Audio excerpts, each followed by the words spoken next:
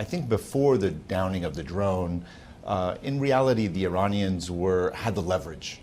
The United States is the one that got out of the JCPOA deal, the Iran deal, and therefore they were the ones staying in the deal, and any action by them was seen as retaliatory on a diplomatic front to the U.S. actions. Now, with downing of the drone, I think it puts the United States in the adult in the room. It did not react militarily. It puts their friends or their potential friends like the Europeans or the Chinese in a more difficult space of reacting to the American action. So I think it changed the calculus a bit. But I think both countries are on a road that neither one really knows where it wants to go. Amos, Martin and Sandy, I have a question for you. Hey, Amos, great to see you, and good morning. It's been a while. I got to ask you, you talked about bark and bite. Some critics of the president's latest sanctions aimed at the very highest level, the Ayatollah Khamenei, as well as folks in charge of the IRGC, et cetera.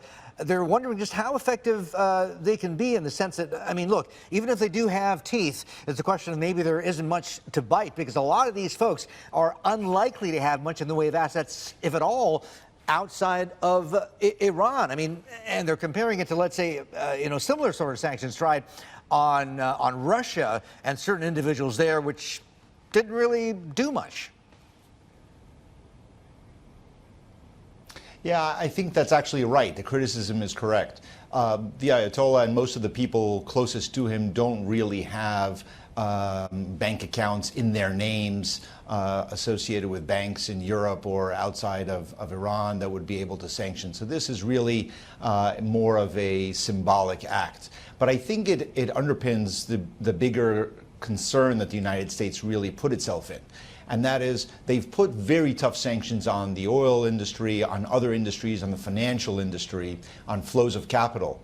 However, when Secretary Pompeo says that the United States has sanctioned more than 80% of the economy, that's the good news, but it's also the bad news. What do you have to do to escalate? When I was in charge of the sanctions on Iran and on Russia and elsewhere, we always look to do two things. One is to articulate what is the pathway to reducing the sanctions, removing them, and what is the pathway to escalation. So we can always signal how we can have the will and the ability to escalate further. When you set a goal of going to zero on oil, which is almost impossible to do, and doing so much in the financial markets and capital markets in Iran, how much room do you have to escalate?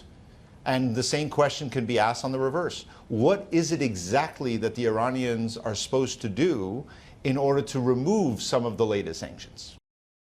Hi, I'm Emily Tan, and thanks for watching CNBC. You can check out more of our videos by clicking on the boxes on the screen, and don't forget to subscribe to the channel for more. Thanks for watching.